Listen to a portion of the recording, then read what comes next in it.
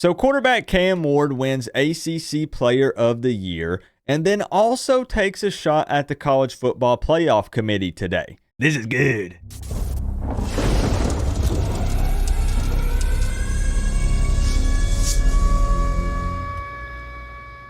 What's going on, Canes fans? Before we dive in, make sure that you're subscribed to this channel and then you like or dislike this video if you wouldn't mind. So let's save the drama part for last. That's right, I'm gonna make you wait. And with that being said, it's official. Cam Ward wins ACC Player of the Year and Offensive Player of the Year for 2024. And this is the first time ever that a Miami Hurricanes player has been given this award, so it's a huge accomplishment for Cam and the University of Miami. When taking a look at his stats, he ended with 4,123 passing yards, which ranks number 2 in the country, 36 passing touchdowns, which is number 1, an 88 QBR, which is also number 1, and 41 total touchdowns, you guessed it, also number 1. And that is, again, out of the entire country, all of college football, not just the ACC. And if we're talking about Miami football specifically here, Cam Ward now holds Miami's single season record for passing yards, passing touchdowns, and total touchdowns. So even though opposing teams' fans are pointing and laughing because the Canes were left out of the playoffs, there's no denying that Cam Ward absolutely increased his draft stock by deciding to return to college football for one more year, and most importantly, playing for the Miami Hurricanes. And speaking of the playoffs, Cam didn't shy away from blasting the committee today during his interview, and then he jumped on social media and doubled down. It's my quarterback. In the interview, Cam said, and I quote, "At the end of the day," one of my favorite statements. We say that all the time, right? At the end of the day. So in his interview, he said, "At the end of the day, them boys who in that committee, I really doubt they watch tape or not. We're a 10-2 team. Not saying Alabama's not a good team, which they are, but let's talk about them points. That's probably the biggest factor, I believe." He then goes on to talk about how he believes that Miami should be in the playoffs. And then he jumped over on social media, on X specifically, and of course on 3 tweets about this, right? Because you come out backing up your team and, providing some pushback, so they're going to post about it. He comes out here and quote tweets their tweet and says, "Tell them boys go watch the real tape, not no highlights, and let me know." And then we also know that shortly after the committee made the announcement, the decision to put Miami at 12, which was behind Alabama, which means Miami is out, Bama is in. There was a large uproar. And athletic director Dan Radakovich, I know I'm shifting gears a little bit here, but while we're on the topic of playoffs and not being in it, and he voiced his opinion on social media, and he said, "Really?" with 2 question marks, so that's how you know it's serious here. He says, "What put Bama over the top of Miami for the last spot is that Miami went..." Hold up.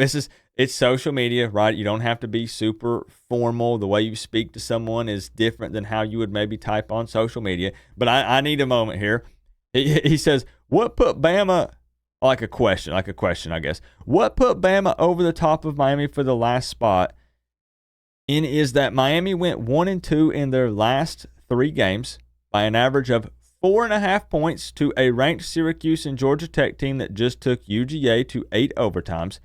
Bama went 2-1 to a 5-7 Auburn, destroyed by Oklahoma, and beat FCS Mercer." So he's just trying to do a direct comparison here with Miami and Bama. Again, talking about acknowledging that Miami loses 2 of the last 3, but Syracuse is now ranked after beating Miami. Like, let's be real, I don't shy away from that. They're ranked because they beat Miami, but they already had a decent record, right? And then Georgia Tech taking Georgia to 8 overtimes.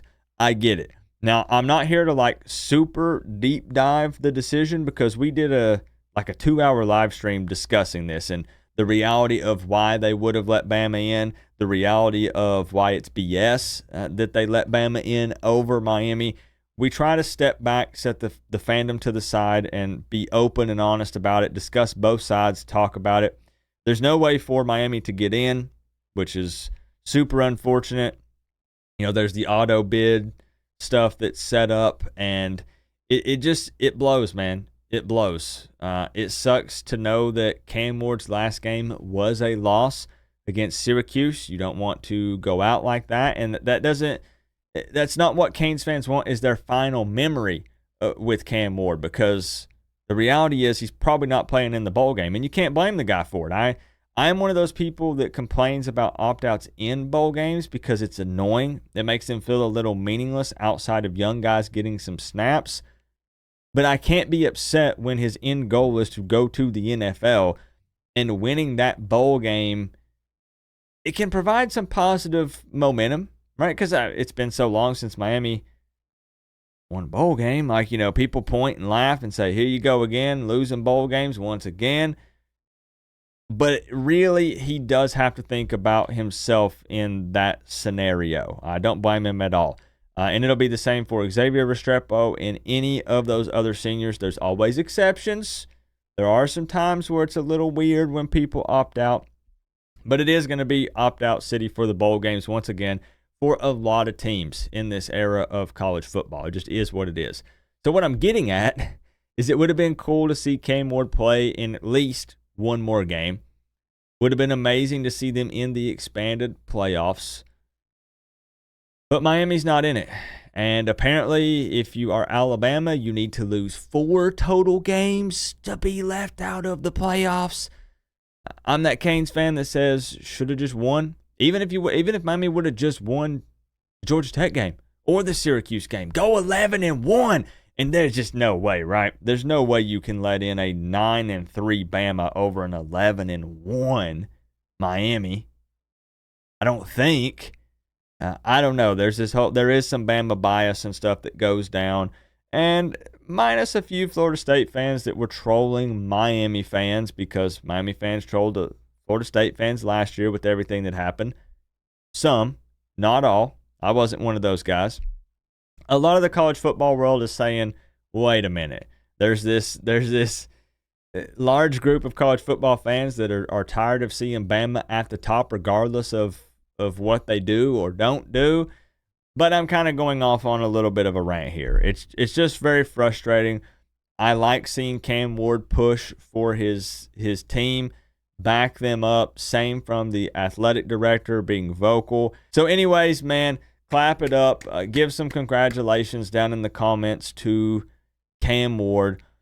Insane quarterback, gonna be missed. Took this offense to a whole new level.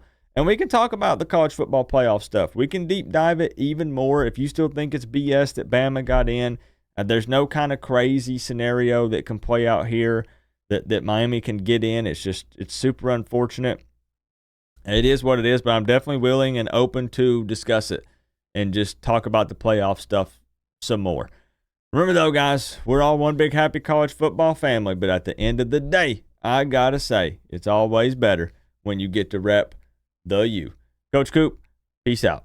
I'll see y'all in the next one.